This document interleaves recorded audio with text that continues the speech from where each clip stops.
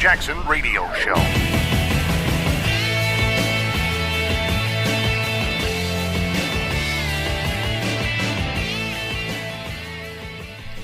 So this next topic, I actually asked my Facebook friends what they wanted me to cover this week.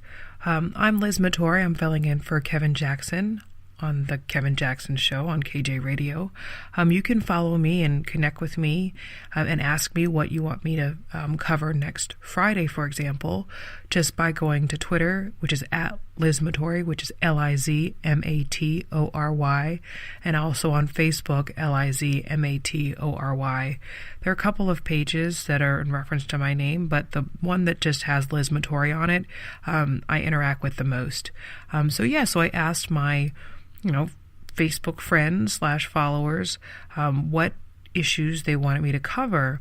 And some of the things I had already, decided on talking about, like a lot of people want me to talk more about Second Amendment issues, and we can have a whole 3-hour discussion on that. But one that I thought was really fascinating, a mother had asked me about talking about Fukushima. That was, if you all remember, the result of the largest earthquake in Japanese history, caused a tsunami, and then the tsunami hit the nuclear plant in Fukushima, Japan. It triggered about 10 different reactors, or half the reactors, and the nuclear waste basically not only spilled throughout Fukushima, but, it spilled into the ocean, the Pacific Ocean. Lo and behold, what's on the other side of the Pacific Ocean is basically California, right? So, and of course, all of the wonderful islands in between. My mom's actually from the Philippines, so shout out to the Philippines. But you heard about it, you knew that it happened. And the last time we really talked about nuclear disaster was Chernobyl, right? And so in Ukraine. And so you knew that was a huge, crazy disaster. And you knew that Fukushima, when it happened in 2011, in March 2011, it was just devastating. But then you didn't hear about it at all. And I would argue you still don't hear about it. And even when I was trying to prepare for this segment, I looked online and I tried to see what I could find, looking in Fukushima, how is it now? There are a lot of YouTube videos, and those are always useful, especially to get, dig in deep and see the different sides of things.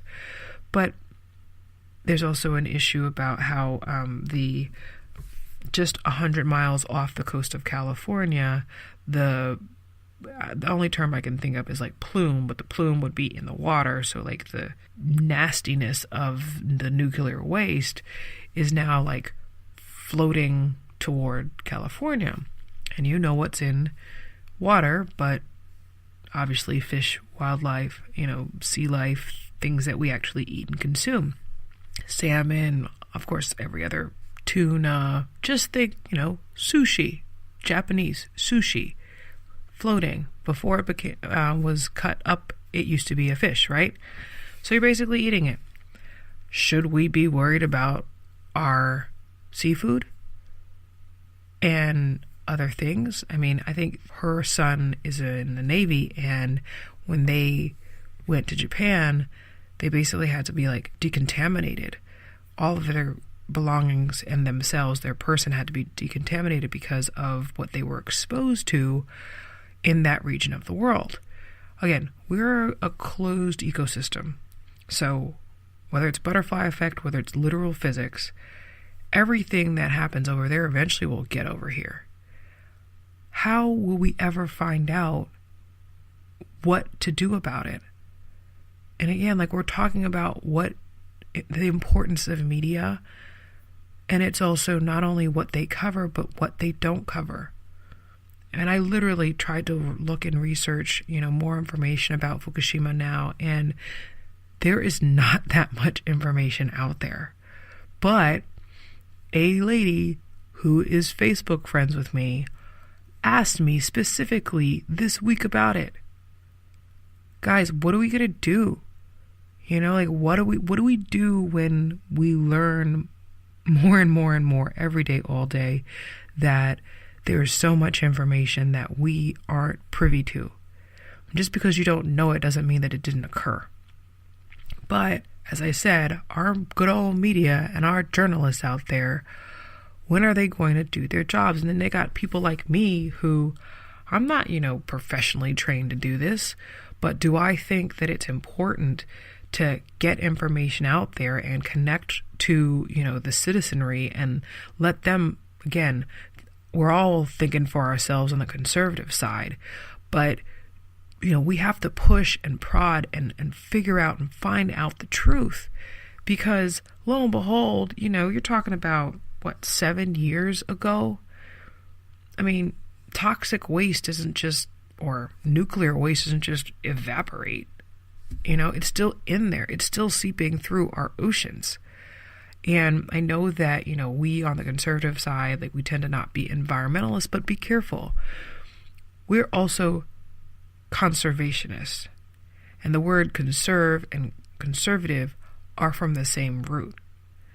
We believe in conserving or the conservation of nature, because what do we live? We live in nature. So maybe this is an area that we conservatives can pick up and, do the dirty work and try to figure out what's the truth about what's going on in Fukushima and the remnants of it all, especially when our military and our Navy, and sailors are being exposed to it. Yeah, and we also don't know if we're eating the stuff. I actually work with a naturopath, and he's really big on eating spirina, which is that green powdery substance. You can get it at nature food stores, super easy. And he literally puts spirina in everything. He puts it in milk, he puts it in water, he puts it, makes cakes out of it, to try to counterbalance the radiation and the nastiness, I guess, of the nuclear waste that he believes, and I believe him as well. I don't eat spirulina all the time, but that's basically it's grounded up seaweed, and so that whatever you consume, you are, you are what you eat, literally. What are the ramifications of being exposed to nuclear waste? Obviously cancer, apparently you lose your faculties, your all your tissue, all your soft tissue deteriorates. If we're consuming this without our knowledge, for example, because we live all the way across the other side of the globe, do we have any tools to combat that? And I would argue the first tool that we need as people, as citizens, as learned people, aware people, number one is the information.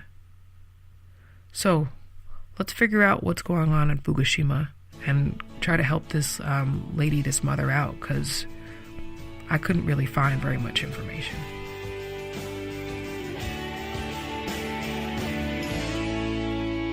This is the Kevin Jackson Radio Show.